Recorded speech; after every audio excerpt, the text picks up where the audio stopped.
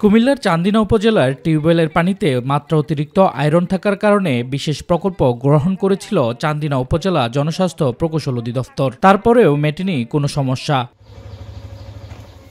বাধ্য হয়ে অতিরিক্ত খনিজ আয়রনের পানি পান করছেন উপজেলা আশ্রয়ণ প্রকল্পের উপকারভোগী ২১৬টি পরিবার। স্বাস্থ্য ঝুঁকি জেনেও দৈনন্দিন কাজে আয়রনযুক্ত পানি ব্যবহার করছেন স্থানীয়রা, যার ফলে দেখা দিচ্ছে নানা ধরনের চর্মরোগ।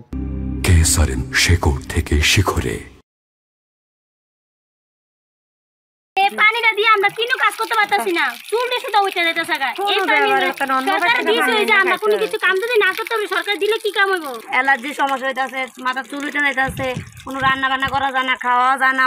উপজেলা জনস্বাস্থ্য প্রকৌশল অধিদপ্তর থেকে সরকারিভাবে ১,৮৬৬টি তারা গভীর টিউবওয়েল ও তারা টিউবওয়েল ৫৯৭টি ঠিকাদার প্রতিষ্ঠানের মাধ্যমে উপজেলার বিভিন্ন এলাকায় স্থাপন করা হয়। ভূগর্ভস্থ কত ফুট নিচে বিশুদ্ধ ও আয়রনমুক্ত পানি পাওয়া যাবে তা নির্ধারণ না করে টিউবওয়েল বসানোর কারণে সিংহভাগ পানি পান করতে পারছেন না স্থানীয়রা, যার ফলে সরকারের কোটি টাকার টিউবওয়েল পড়ে আছে জরাজীর্ণ অবস্থায়।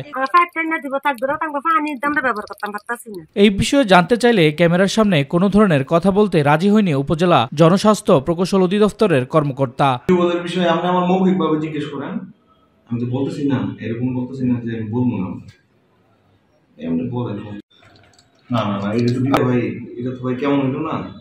আয়রন স্বাস্থ্যের জন্য ভালো, তবে অতিরিক্ত আয়রনযুক্ত পানি চর্মরোগ ও স্বাস্থ্যের জন্য ক্ষতিকর অভিমত চিকিৎসকের। অল্প আয়রন সাধারণত বেশি ক্ষতি করে না, তবে বেশি আয়রন হলে সেক্ষেত্রে আমাদের কনস্টিপেশন হতে পারে, পেটের বিভিন্ন সমস্যা যেমন স্টমাক পেইন হতে পারে, ভমিটিং হতে পারে। তাছাড়া অনেকের ক্ষেত্রে আয়রন অ্যাবজর্পশন মানে যেটা রক্তে শোষণের সমস্যা হয়, সেই ক্ষেত্রে ডায়রিয়াও হতে পারে। শামস তাবরিজ উচ্ছ্বাস, মাই টিভি নিউজ ডেস্ক।